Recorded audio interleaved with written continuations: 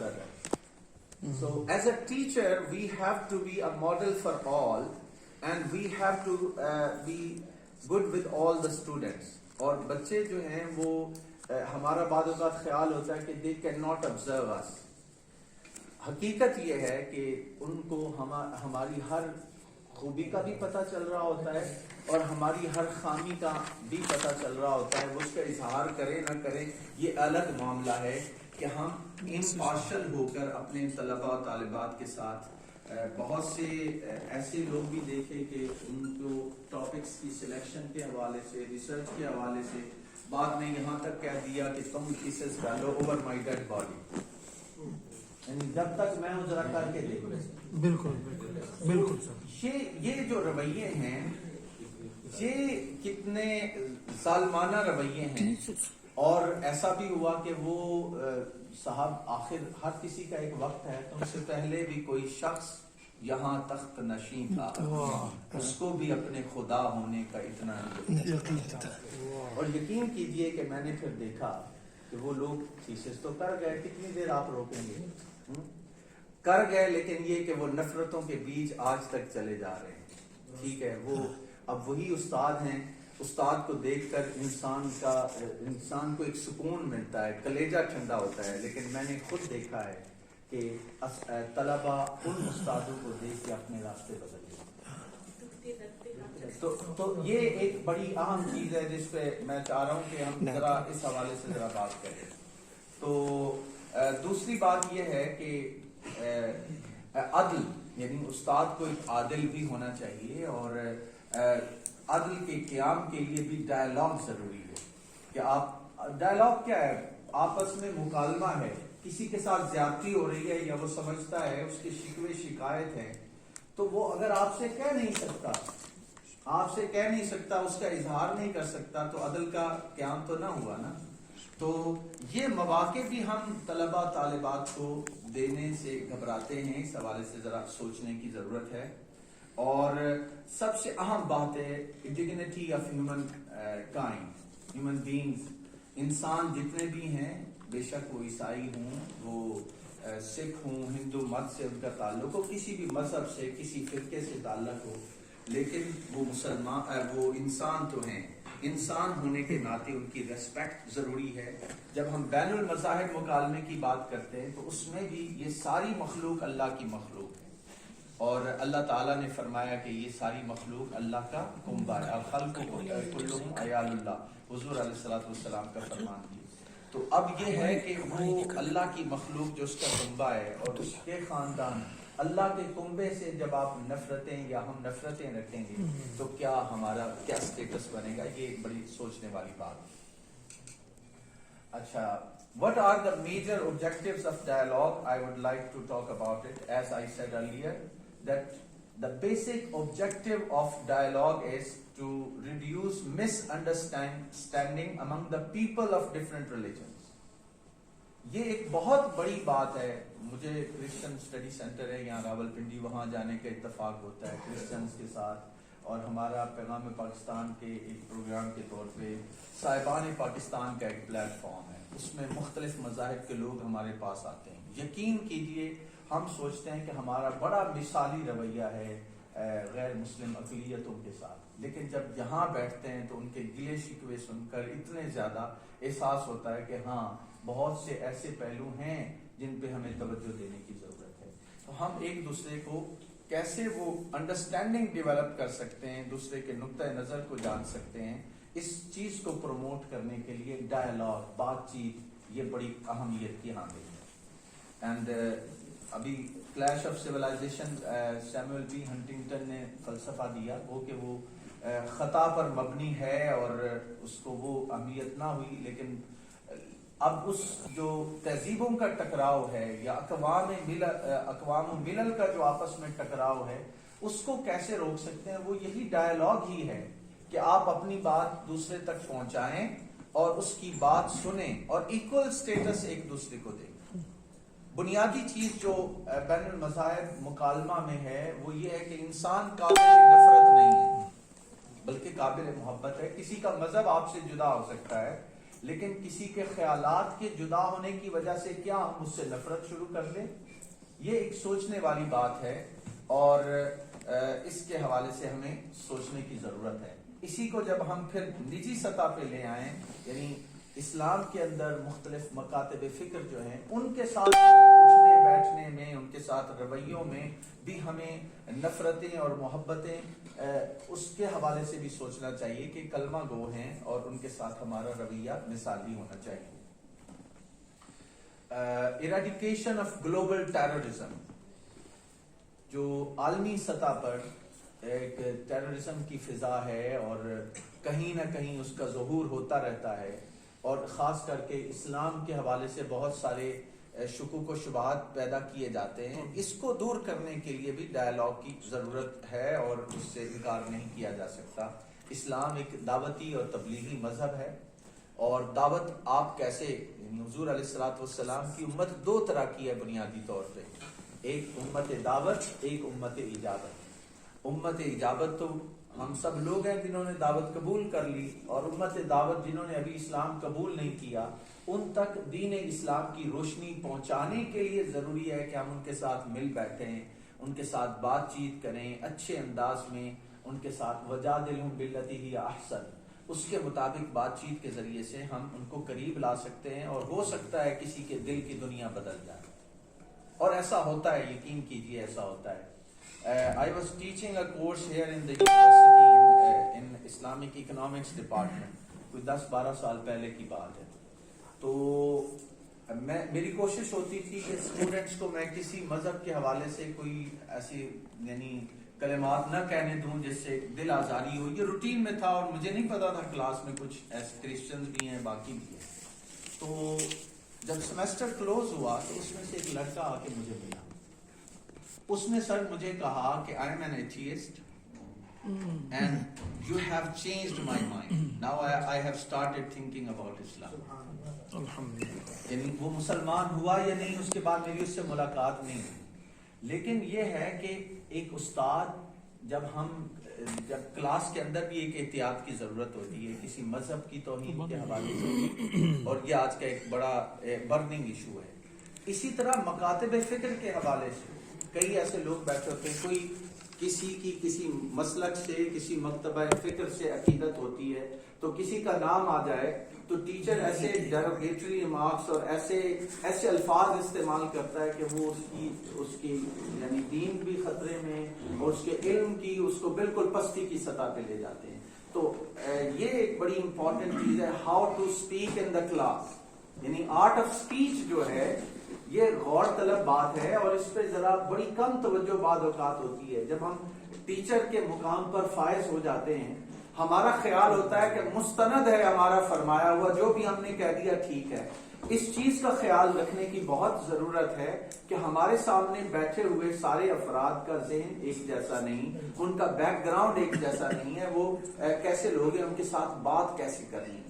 اب یہی چیز ہم اگر ریسرچ میں لے آئیں، اور انفارچونیٹلی ہماری اس حوالے سے ٹریننگ نہیں ہوئی کہ how to write a paper. ابھی انڈر گریجویٹ کلاسز کی ایک ہماری ورکشاپ چل رہی ہے، تو ان بچوں کے ساتھ میں ایک بات کر رہا تھا. میں نے کہا کہ ہم لکھاری بھی مجبوری کے ہیں. جب امتحان سر پہ ہوتا ہے اور تمہارے امتحان میں 3 گھنٹے کے لیے بیٹھ کے ہمیں پیپر حل کرنا پڑتا ہے نا، وہی اتنے ہی ہم لکھاری ہیں. کسی نے سوال کیا تھا کہ ہم اچھا لکھ کیوں نہیں پاتے، یا پاکستان میں اچھے رائٹر کیوں نہیں پیدا ہو رہے. تو میں نے کہا کہ جب مجبوری میں اور اس ڈر سے کہ کہیں فیل نہ ہو جاؤں پھر ہم لکھنا شروع کریں گے تو اس کے نتائج کیا ہوں گے. یہ تو ایک مسلسل ایک کوشش ہے، محنت ہے. اور یہی بات میں عرض کروں گا کہ جس طرح آرٹ آف اسپیچ ہے، آرٹ آف رائٹنگ بھی ہے. How many of us read good articles and research journals. ہم نے کتنے ریسرچ جرنلز کی جو اچھی شہرت رکھتے ہیں ان کو ہم نے سبسکرائب کیا ہوا ہے اور اس کو ہم مطالعہ کرتے ہیں، اور کس حد تک وہ ہماری روٹین میں شامل ہے. یہ ایک بڑی سوچنے والی بات ہے کہ کم از کم as a researcher, as a teacher, we must study good research journals, and at least ہم ایک لسٹ بنا لیں اپنے فیلڈ آف اسپیشلائزیشن کی، اور اس میں دیکھیں کہ how they develop their ideas, how they float their idea, how they start their discussion. میں بڑی معذرت کیونکہ اسلامک اسٹڈیز اور عربک کے لوگ زیادہ ہیں تو میں اس حوالے سے ایک بات یہ عرض کروں گا کہ ہماری تحقیق آپ ہمارے ریسرچ جرنلز کا بھی دیکھ لیں، جائزہ لے لیں کہ جتنے ریسرچ جرنلز ہیں اس کا آغاز کہاں سے ہوتا ہے، لغوی اصطلاحی بحث، اور پھر یہ کہ وہ قرآن کی آیات لے آئیں گے، احادیث لے آئیں گے، پھر ائمہ کے اقوال اکٹھے کر دیں اور آخر میں وما علینا الا البلاغ وہ کر کے، یہی ہماری ایک ہمیں یہ فرق نہیں آیا کہ ایک جمعے کا خطبہ یا ایک واعظ اور تبلیغ کیا ہے اور ریسرچ کیا ہے، ان دونوں میں فرق کیا ہے، بات کو کیسے کرنا ہے. تو یہ ایک ڈائیلاگ، اور میں اسی کے کانٹیکس میں یہ بات کروں گا کہ آپ جب دوسروں کو پڑھیں گے، دوسروں کو دیکھیں گے کہ وہ اپنا آئیڈیا کیسے فلوٹ کرتے ہیں، اس کو کیسے وہ ایک دوسرے کے ساتھ ان کی باتیں کیسے کنیکٹڈ ہیں، ایک سینٹنس دوسرے کے ساتھ کیسے جڑا ہوا ہے، اس کی ہم کتنی پریکٹس کرتے ہیں. اور اگر پریکٹس نہیں کرتے تو ہمیں کرنی چاہیے. اور اپنے طلبہ طالبات میں بہت سا، میں اس کے ایک اور کانٹیکسٹ میں بات کروں، میں طلبہ طالبات کی گفتگو، ہم خود بھی طالب علم رہے ہیں اور ہمیں بھی اندازہ تھا، مثلا when we were doing MPhil and PhD تو ہمیں یاد ہے، میں استاد محترم کا نام نہیں لوں گا، آپ اکثر یہ جانتے ہوں گے، تو ہمیں پتا ہوتا تھا کہ آج استاد نے پڑھانا ہے یا نہیں پڑھانا. ان کے پاس ایک ڈائری ہوتی تھی، جس دن ان کے ہاتھ میں ڈائری ہوتی تھی نا، ہمیں 100% یقین ہو جاتا تھا کہ آج انہوں نے ہر صورت میں پڑھانا ہے. اور جس دن ڈائری نہیں ہوتی تھی، ہم طلبہ طالبات خوش ہو جاتے تھے، آج گپ شپ پروگرام. تو یہ ایک بڑا ایک چیزیں تھی. اچھا، دوسری بات امتحانات کے حوالے سے میں عرض کروں کہ جو ہم نے اچھے رائٹرز پیدا کرنے، اور اس کے حوالے سے ہمارا ڈائلیما کیا ہے. ڈائلیما یہ ہے کہ جو اسائنمنٹس ہے، ٹرم اسائنمنٹس ہے، سیمسٹر کے اندر ہم کرواتے ہیں، اس کے اوپر محنت نہیں کی جاتی. اور ہمارے اسٹوڈنٹس اتنے چالاک ہو گئے ہوتے ہیں، وہ اپنے سینئر سے پوچھ لیتے ہیں، ذرا یہ استاد محترم کو اسائنمنٹ پڑھتے بھی ہیں یا نہیں پڑھتے. ٹھیک ہے، ایک چیز. اچھا، یہ کیا پیپر، ان کو پیپر تک معلوم ہوتے ہیں اور کہ پیپر کیا ہیں. اور یہ چیز بھی دیکھنے والی ہے کہ ہمارے تو جو ایک استاد نے پیپر بنا لیا ہے، وہ لیپ ٹاپ میں کمپیوٹر میں سیو ہے، تھوڑے بہت رد و بدل کے ساتھ وہ سال ہر سال تک چل رہا ہے. اس کے نتائج کیا ہیں، نتائج کیا نکلیں گے، ہم اچھے رائٹرز کیسے پیدا کریں گے، اچھے طالب علم کیسے پیدا ہوں گے، کہ ہم اس پہ تھوڑا سا غور خوض نہیں کرتے. پچھلے دنوں میں نے ایک پیپر بنایا اور پیپر ایگزام ہو رہا ہے اور لڑکوں نے شور مچا دیا، گرلز بھی تھیں، کہ یہ تو استاد نے ہمیں پڑھایا ہی نہیں. اچھا، یہ مجھے فون آنا شروع ہو گیا کہ یہ سر بچے کہہ رہے ہیں، اور کوئی ایک دو بچے نہیں ہیں، سارا ہاتھ کہہ رہا ہے کہ نہیں پڑھایا. اچھا، تو میں نے کہا کہ کون سا سوال یا کون سا ٹاپک نہیں پڑھایا. اچھا، اب میں نے کہا کہ انہوں نے پڑھا ہوا ہے، ان کو سوال سمجھ میں نہیں آیا، تو آپ یہ کریں کہ آپ اس کا مائک آن کریں، میں ان کو سوال سمجھاتا ہوں. میں نے پوچھا کیا، انہوں نے کہا ہمیں سمجھ آ گیا. تو then they started writing. تو مطلب یہ ہے کہ یہ ایک بڑا اہم پہلو ہے کہ جب ہمارے سوالات، ہمارے بنے بنائے پیپرز وہ سیمسٹر سے سیمسٹر، کئی سیمسٹرز تک چلتے رہتے ہیں، اس میں تبدیلی کرنا ہم گوارا نہیں کرتے. ان کی جو ٹرم اسائنمنٹس ہیں، ٹرم اسائنمنٹس، اس کے اوپر محنت نہیں ہوتی، اس کا فیڈ بیک نہیں دیتے، اس کی غلطیاں جو ہے وہ آپ نکالتے نہیں ہیں، تو وہ کیسے امپروو ہوگا، وہ کیسے امپروو ہوگا. یہ ایک بڑی اہمیت کی بات ہے کہ ہم سمجھتے ہیں کہ لیکچر دے دینا ہی کافی ہے، نہیں، اور بھی ہماری ذمہ داریاں ہیں کہ وہ ریسرچ کا کلچر پیدا کرنے کے لیے ہم ٹرم اسائنمنٹس کے حوالے سے ہماری کیا صورتحال ہے. یہ تو ایک جنرل بات میں نے کر دی اس کے حوالے سے کہ یہاں پہ ہمیں ذرا رول اپنا پلے کرنا ہے اور ان کو لکھاری بنانے میں اور خود بھی اس حوالے سے ذرا توجہ کرنی ہے. اچھا، پھر یہ ہے کہ ڈائیلاگ، بات چیت، جب ہم دوسری اقوام کی بات کرتے ہیں، mutual collaboration and cooperation in the field of science and technology among the people of different religions and countries. آج بہت زیادہ ضرورت ہے کہ تعاون کیا جائے، اور تعاون تبھی ہوتا ہے جب آپ کے ایک دوسرے سے رابطے ہوں، بات چیت ہو اور آپ ان سے سیکھیں. ایک بڑا بنیادی اصول جو ہمارے سامنے موجود ہے کہ ویسٹ کی ہر چیز وہ رد کرنے کے قابل نہیں اور ہر چیز ہمیں قبول نہیں کرنی چاہیے. اس کے حوالے سے وہ بنیادی اصول جو ہمارے بڑوں نے بتایا کہ خذ ما صفاک ما کر، کہ اچھی چیز لے لو. وہ مومن کی میراث ہے. وہ علم کے میدان میں، سائنس کے میدان میں، ٹیکنالوجی کے میدان میں، تحریر کے میدان میں ہم ان کو پڑھیں اور اس طرح کے خود بننے، یعنی وہ صلاحیتیں، وہ لیاقت، وہ قابلیت اپنے اندر پیدا کریں. سائنس ٹیکنالوجی میں ان سے استفادہ کریں. جو چیز بری ہے we have to leave it. So these are the few things about which I wanted to say something. اچھا، پھر یہ بھی چیز ہے کہ یہ بات میں عرض کر چکا ہوں کہ سائنس اینڈ ٹیکنالوجی میں ذرا اس پہ ہمیں بات کرنی چاہیے. اچھا، پھر بڑی اہم بات ہے کہ اب ملک چلانے کے لیے بھی دوسرے ممالک کے ساتھ تعاون ضروری ہے، اور یہ طے کر لینا کہ بھئی ان سے تو ہم نے بات ہی نہیں کرنی. آپ اس طرح اقوام عالم میں زندہ نہیں رہ سکتے. There is the political significance of it as well. Then there is economic and commercial importance. I will not go in the detail of that. Acha, now I would like to talk about 3 Muslim approaches to interfaith dialogue. One is, as I discussed earlier, that preaching of Islam through interfaith dialogue. آپ بیٹھیں گے، بیٹھ کے آپ اپنا اسلام کے بارے میں بتائیں گے تو بات ہوگی.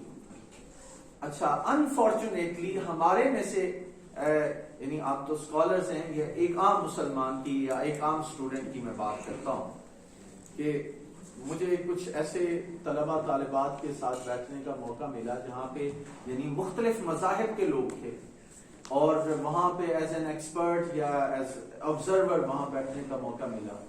جب کرسچن اسٹوڈنٹ سے کہا گیا کہ what is Christianity, he was well versed in explaining Christianity. When it was asked to a Hindu, he explained it very well. And when it was asked to a Muslim student, he started آئیں بائیں شائیں. مطلب یہ کہ یہ ہمیں بات ہی نہیں ہے کہ اسلام ہے کیا چیز. وہ ایک دو Islam is a complete code of life, and آگے کیا ہے، کسی پہ کیا امپریشن کیا ڈال سکتے ہیں کہ ایک اچھی تصویر آپ سامنے رکھ سکیں. تو یہ بھی ایک بڑی اہم چیز ہے کہ ہمیں اپنے مذہب کی صحیح طور پہ معلومات بھی ہوں اور وہ آگے ہم کنوے بھی کریں، آگے پہنچا بھی سکیں. کرسچن اسٹڈی سینٹر کی بات ہوئی، وہاں پہ امریکہ سے اور کچھ باہر کے اسکالرز آئے، اور وہاں ایک پروفیسر نے، امریکہ کے پروفیسر تھے، انگریزی میں بات کر رہے تھے، اور وہ بڑا چرب زبان قسم کا پروفیسر تھا. اس نے حضور علیہ السلام کی ذات کے حوالے سے بھی عزت سرائی کی، اور اس طرح کرتے ہوئے اس نے اچھا، جب اس نے بات، میں نے ایک جگہ اس کو روکا، میں بھی پینلسٹ میں تھا، میں نے کہا کہ حضرت ہم یہاں کیونکہ سارے مذاہب کے لوگ بیٹھے ہیں تو میری ایک درخواست ہے کہ میں نے یہاں سے بات کا آغاز کیا کہ نبی پاک علیہ الصلوۃ والسلام کے ساتھ ہماری ایک محبت اور عقیدت کا ایک بڑا لیول ہے. تو یعنی کوئی بھی جس انداز میں آپ نام لے رہے ہیں اور جس طرح آپ بات کر رہے ہیں، یہ ہمارے دل آزاری ہو رہی ہے. تو ہماری گزارش ہے کہ آپ جو جس طرح ہمارا ہے وہ تو آپ کا نہیں ہے، لیکن آپ تھوڑا سا خیال رکھیں. بہرحال اچھا، انہوں نے ایک عجیب سی بات کی. مثلا ایک بات انہوں نے یہ کی کہ Khadija was the boss of Muhammad. اچھا، میں وہ جب بات کر لی تو میں نے اس کو روکا. میں نے ایک یہ بات کی، اسی طرح کچھ ابو سفیان کے حوالے سے بات کی کہ اس طرح کی باتیں کیا مجھے ساری یاد نہیں ہیں. اچھا، میں نے اسے کہا کہ آپ نے یہ بات کی کہ خدیجہ واز دا باس. میں نے کہا کہ وہ ایک میوچل ایگریمنٹ تھا، یعنی انہوں نے کہا کہ میرا سرمایہ ہے، آپ جا کے اس پہ کام کریں گے، تو اس میں سب آرڈینیٹ اور باس والی کیا بات ہو گئی. مطلب یہ جی بفور دا پروفٹ، یعنی اس کے حوالے سے ایک تو یہ بات ہے، اور دوسرا یہ ہے کہ دو افراد جب آپس میں ایک معاہدہ کرتے ہیں کہ سرمایہ آپ کا ہوگا، اس پہ ہم کام کریں گے، تو یہ اس میں سب آرڈینیٹ اور باس والی بات نہیں ہے. تو اس انداز میں اس کو پیش کرنا اور اس طرح بات کرنا، تو مطلب یہ ہے کہ اس میں آپ کی کچھ الٹیریئر موٹیوز مجھے نظر آ رہے ہیں. تو اب یہ ہے کہ ایک یہ بات تھی، پھر ابو سفیان کے حوالے سے انہوں نے بات کی، تو اب وہ جو باتیں کر رہا تھا وہ ابو سفیان کے وہ رویے کی بات کر رہا تھا جو اسلام قبول کرنے سے پہلے کا تھا، اور ہماری بکس کے اس نے حوالے دیے کہ فلاں میں لکھا ہے فلاں میں لکھا، وہ اس کتاب میں میں نے پڑھا نہیں تھا، لیکن مجھے اتنا یقین تھا کہ اس طرح کی بات وہاں بھی نہیں ہوگی۔ جی اب جو ہے میں نے جو اس پہ بات کی، میں نے اسے کہا کہ اب یہ جو چیزیں آپ بیان کر رہے ہیں اس سے دل آزاری۔ اچھا، اس کے بعد وہ کئی ہمارے اسکالرز بھی تھے، مختلف یونیورسٹیز کے ٹیچرز، یونیورسٹی ٹیچرز، دیور پروفیسرز تھے، کوئی ایسوسیٹ پروفیسر۔ اچھا، اب وہ انہوں نے بعد میں مجھے اپریشیٹ کیا، انہوں نے کہا آفتاب صاحب آپ نے بہت اچھا کیا، یہ ضروری تھا۔ بعد میں مجھے کہا کہ انگریزی زبان میں تھا، کسی کو کیا سمجھ آ رہی تھی، آپ ہی جانے دیں۔ مثلا یہ رویہ بھی ہمارا ہے کہ اب بات کیا تھی، اب بات شاید بہت سو کو آ گئی، لیکن پرابلم کیا تھا کہ اس انداز میں جس فلو کے ساتھ وہ بات کر رہا تھا، جتنی کمانڈ کے ساتھ زبان پہ اور وہ ہسٹری کے واقعات کو کوٹ کر کے بات کر رہا تھا، ہم میں سے وہاں اکثریت اسکالرز کی وہ اس کے لیے تیار ہی نہیں تھی، اور ان کو اتنا اعتماد ہی نہیں تھا کہ وہ اس انداز میں بات کر سکے۔ تو گزارش یہ ہے کہ جب بھی اس طرح کے ڈیبیٹس، ڈائلاگ، سیٹنگز ہوتی ہیں تو کیا ہماری ذمہ داری نہیں بنتی کہ ہم اپنے آپ کو اور اپنے طلبہ طالبات کو اتنا تیار کر کے جائیں کہ کہیں ایسے کسی موقع پر اسلام کی ریپریزنٹیشن کی بات ہے، اسلام کی دعوت کی بات ہے، اس کے ایک ٹرو امیج کی بات ہے کہ وہ ہم کرنے کے لیے اپنا رول ادا کر سکیں۔ تو یہ ایک ذرا سوچنے کی بات ہے کہ preaching of Islam through interfaith dialogue, دیکھیے کوئی بھی شخص آپ سے متاثر نہیں ہوتا جب تک آپ اس سے علم میں، اپنی کمیونیکیشن سکل میں اس سے بہتر انداز میں گفتگو نہیں کریں گے، وہ آپ سے کبھی امپریس نہیں ہوگا۔ اس نے اپنا ریلیجن کیا بدلا؟ آج انفارچونیٹ سچویشن یہ ہے کہ ہم کہاں کھڑے ہیں ہم سب کو معلوم ہے، اور اس کے لیے کتنی ہم جد و جہد کر رہے ہیں اپنے حوالے سے، اپنے طلبہ و طالبات کے حوالے سے۔ Dialogue for interaction with non Muslims.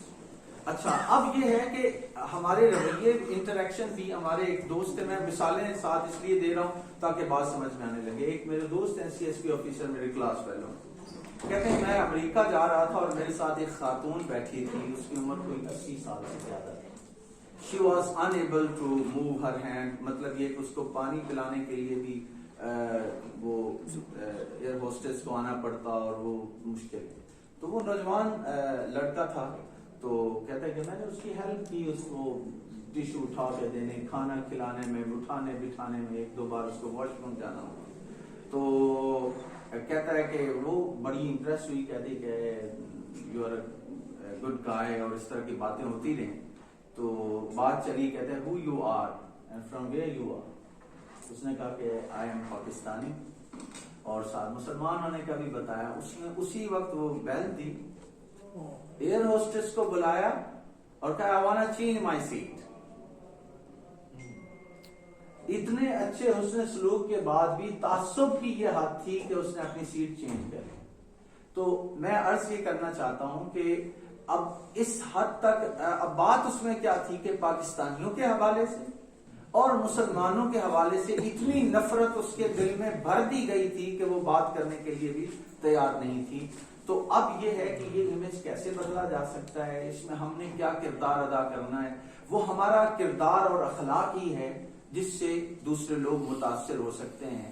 Unfortunately بیان کرنے کے لیے، گفتگو کرنے کے لیے ہمارے پاس قرآن و سنت کے بہت سے دلائل، آیات، احادیث، ائمہ کے اقوال ہیں، لیکن پریکٹیکلی جب ہم اپنے اعمال کو اور اپنے کردار کو دیکھتے ہیں تو وہاں ہم نہیں ان کو امپریس کر سکتے اور وہ متاثر نہیں ہوتے۔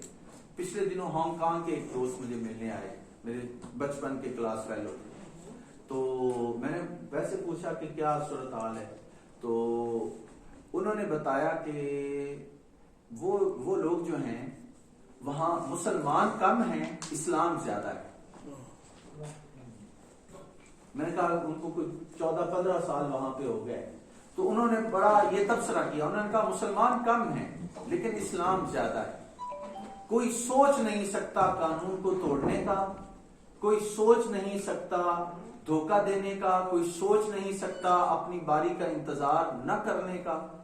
مطلب یہ کہ یہ صورتحال ہے.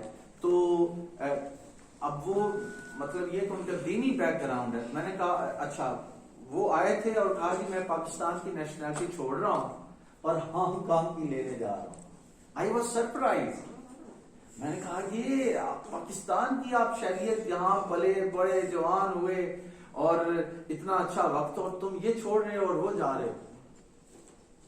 تو اس کا جواب یہ تھا کہ یار یہاں رکھا ہی کیا ہے. یعنی اس کا رویہ یہ تھا کہ یہاں وہاں میں رہا ہوں تو وہاں بچے بھی مطمئن ہیں، میں بھی مطمئن ہوں.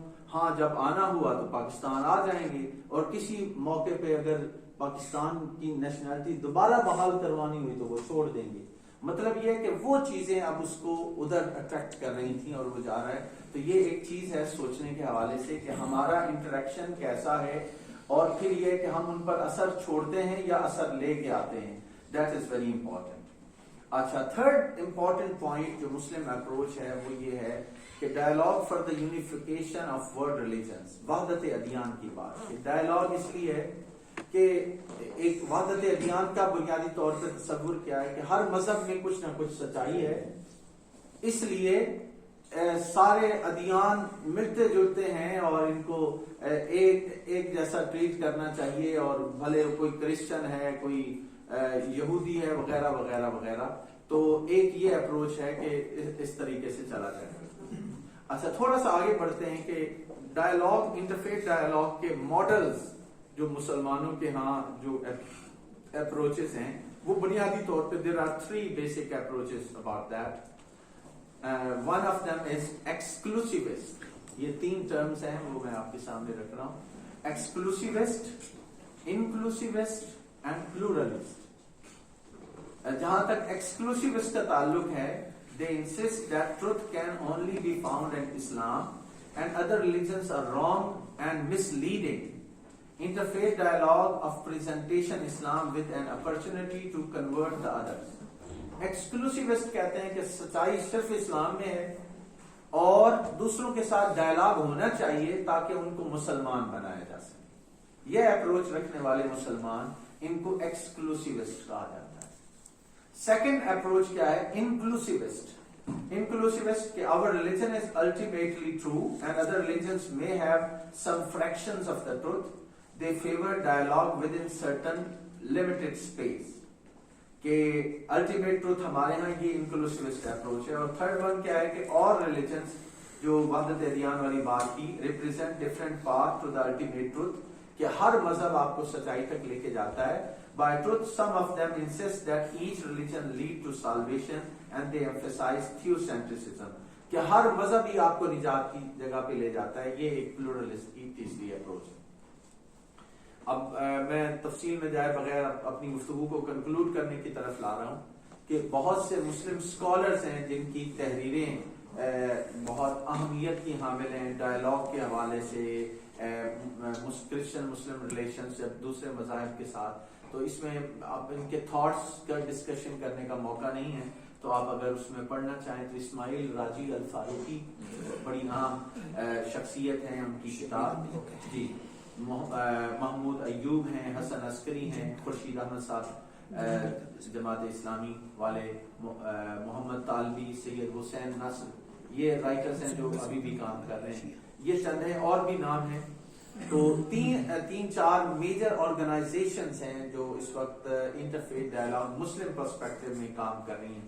مؤتمر العالم الاسلامک مسلم، یعنی ورلڈ مسلم کانگریس، اور دوسری ہے رابطۃ العالم الاسلامی دا مسلم ورلڈ لیگ، اور جمعیت الدعوہ الاسلامیہ العالمیہ the World Islamic Call Society. یہ میں ذکر اس لیے کر رہا ہوں کہ آپ اگر دیکھنا چاہیں اور ان کی ایکٹیویٹیز کو تو that is very much useful. یہ وہ پلیٹ فارمز ہیں جہاں پہ ڈسکشنز، ڈیبیٹس ہوتے ہیں، آپ ان سے رابطہ کر کے مزید اس کے لیے کوئی کنٹریبیوٹ بھی کر سکتے ہیں. اور king Abdullah bin Abdulaziz international centre for inter religious and inter cultural dialogue کیسٹ کے حوالے سے. تو یہ بھی مختلف اسکالرس کو اکٹھا کرتے ہیں اور ان کی ٹریننگ وغیرہ کے مراحل سے کافی اچھا سیٹ اپ ان کا. اور ہمارے ڈاکٹر ضیاء الحق صاحب بھی یہ کیسٹ اس کا ایبریویشن بنتی ہے, یہاں سے بھی انہوں نے ایک پوسٹ ڈاک کی. یہ کچھ اسکالرشپ اور جو اس میں سعید نورسی ہیں, فتح اللہ گلن ہیں, طارق رمضان ہیں, سید فضل اللہ ہیں, حمزہ یوسف ہیں, عطا اللہ صدیقی ہیں. ان کی ایک بڑی اہم کتاب انٹرفیتھ ڈائلاگ کے حوالے سے 21st سینچری کے حوالے سے, وہ بڑی اہم کتاب ہے. اگر آپ کو موقع ملے تو آپ ضرور اس کو دیکھیے. وہ آپ کو کرسچن مسلم پرسپیکٹو میں جو پوری پچھلی ہسٹری ہے تقریباً وہ آپ کو کئی صدیوں کی اس کا مطالعہ اس میں بڑے اچھے انداز, فاضلانہ انداز میں عطا اللہ صدیقی صاحب نے کیا ہے, اس کو آپ دیکھ سکتے ہیں. باقی کچھ ویسٹرن رائٹرز ہیں, اب میں کیونکہ وہ ہمارا موضوع نہیں, ادھر میں بات نہیں کرتا. اور ڈائلاگ کیا ہے بنیادی چیز, وہ جیسے ہم نے شروع کی کہ انٹرفیتھ ڈائلاگ کے لیے وہی قرآن پاک کی آیات جو آپ سب کو معلوم ہے کہ تعالوا الی کلمۃ سواء بیننا و بینکم. باقی تفصیلات ہیں اس میں نہیں جا رہا. تو یہ چند ایک چیزیں ہیں جن کو ہمیں ذرا اپنے سامنے رکھنا ہے امن کے قیام کے لیے. اور دوسری بات یہ ہے کہ ریکنسیلیشن میں ہمیں کبھی رکاوٹ نہیں بننا چاہیے, بلکہ اس کی طرف بڑھنا چاہیے. یہی قرآن کا اصول ہے. کوئی جنگوں سے اور دہشت گردی سے اور امن عالم کے قیام کے لیے ایک مسلمان کو ہمیشہ تیار رہنا چاہیے. سورہ الانفال کی یہ آیت جو آپ کے سامنے ہے ہماری اسی حوالے سے رہنمائی کرتی ہے کہ وَإِن جَنَحُوا لِلسَّلْمِ فَاجْنَحْ لَهَا وَتَوَكَّلْ عَلَى اللَّهِ إِنَّهُ هُوَ السَّمِيعُ الْعَلِيمُ. کہ اب اس میں کیا بات ہو رہی ہے کہ and if they the combatant or hostile disbelievers inclined to peace, کہ وہ اگر امن کی طرف آ رہے ہیں and reconciliation, you also incline to it and put your trust in Allah. یعنی جو تمہارے ساتھ جنگ کر رہے ہیں اس کا تو مقابلہ کریے, لیکن اگر کوئی امن کے قیام میں کوشش کر رہا ہے تو ریکنسلیشن کی طرف آنا چاہتا ہے. آج انفارچونیٹ سچویشن یہ ہے, ایک تو یعنی عالمی سطح کے حوالے سے بات کی جائے اور اگر ہم اسے اپنی سطح پر لوکل سطح پہ دیکھیں کہ ہم نے نفرتیں دشمنیاں زیادہ پال رکھی ہیں, دوست ہمارے کم ہیں. تو ہمیں ان دشمنیوں کو دوستیوں میں بدلنا چاہیے, کیونکہ جب دشمنیاں ہوں گی, نفرتیں ہوں گی, ہوسٹائل ایٹیٹیوڈ ہوں گے تو ہمیں وہ پازیٹیو فورس نہیں ملے گی. نیگیٹو فورسز ہمارے دل و دماغ میں ہر وقت وہ رہیں گی کہ اس کو کیسے جواب دینا ہے, اسے سبق کیسے سکھانا ہے, اس کا مقابلہ کیسے کرنا ہے, اس کو نیچا کیسے دکھانا ہے. اس کی بجائے کیا ہے, امن سے خود بھی رہیے, دوسروں کو بھی رہنے دیجیے. آپ اگر امن پسند ہوں گے تو آپ کی زندگی اچھی ہوگی. اور اگر کوئی دشمن بھی ہے اور وہ دوستی کی طرف آنا چاہتا ہے یا اس کو ختم کرنا چاہتا ہے تو ہمیں بھی وہ دوستی, امن, سکون, عافیت کی زندگی طرف خود بھی آنا چاہیے اور اپنے بچوں کو, اپنے اسٹوڈنٹس کو بھی اسی طرف مائل کرنا چاہیے. یہی اسلام کی بنیادی تعلیم ہے. اور تعلیم کہاں سے ملتی ہے؟ نبی پاک علیہ السلام کی پوری زندگی ہمارے سامنے. جب فاتح مکہ کی حیثیت سے آپ when he entered into مکہ تو صحابہ کرام نے کیا نعرے بلند کی, آج بدلے کا دن ہے, آج گن گن کے بدلے لیں گے. ان کے سامنے شیب ابی طالب بھی تھا. حضور علیہ السلام جب 3 سال تک حضور علیہ السلام کا معاشرتی مقاطع کر دیا گیا, سوشل بائیکاٹ کر دیا گیا. اپنے ہی ملک, اپنے ہی وطن کے لوگ جب آپ سے بات نہ کریں, اپنے ہی وطن کے لوگ جب آپ کو کھانے پینے سے محروم کر دیں, جب آپ سے رہنے کی زمین چھین لیں, تو ان کے ساتھ انسان کی رویہ کیسا ہونا چاہیے. اور ادھر حضور علیہ السلام جب فاتح کی حیثیت سے داخل ہوتے ہیں تو صحابہ نے نعرے بلند کیے کہ آج بدلے کا دن ہے. آپ نے فرمایا نہیں, آج معافی کا دن. اور کیا اعلان فرمایا, peace be to Abu Sufyan's house. جو ابو سفیان کے گھر میں آ جائے امان ہے. حکیم بن حزام کے گھر میں جو چلا جائے اس کے لیے امان ہے. جو مسجد حرام میں آ جائے اس کے لیے امان ہے. جو اپنے گھر کا دروازہ بند کر لے اس کے لیے امان. اب یہ سوچنے والی بات ہے کہ ہمارا یہ پیسفل رویہ حضور علیہ السلام کی زندگی سے معاف کر دینے والا, فارگیونیس کا, بڑے دل کا مظاہرہ کرنا, یہ ہماری زندگیوں میں ہے یا نہیں ہے. یہ بہت ضروری ہے. ایک اچھے ریسرچر کے لیے امن کا قیام بڑا ضروری ہے. آپ کے گھر میں امن نہیں ہے, بیوی سے آپ کی لڑائی چل رہی ہے, یقین کریں آپ کچھ نہیں لے سکتے. شوہر سے ہو جائے, یقین کریں کہ میری تو جب کسی بات پہ تھوڑی بہت ہو جائے, انہوں نے کہا کہ جی یہ چیز لے کے آنی ہے, میں نہ لے کے آؤں اور پھر آرام کرنا چاہوں گھر میں, آرام نہیں ہوتا. تبھی تو ہماری نہیں. ایک نقطے کا عرض کرتا ہوں کہ مکہ میں کافروں کے کتنے ظلم کی, کتنے مظالم والی زندگی